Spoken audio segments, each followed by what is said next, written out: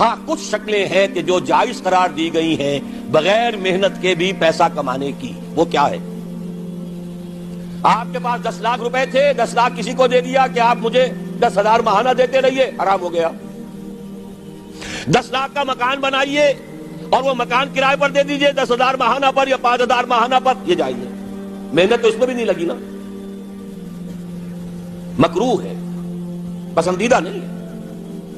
مکان اتنا ہی بناؤ جتنی تمہاری ضرورت ہے، اور اگر ضرورت سے زائد بنا لیا ہے اپنے بھائی کو دے دو.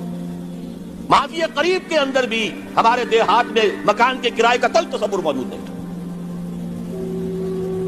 لیکن حلال ہے، حرام نہیں ہے.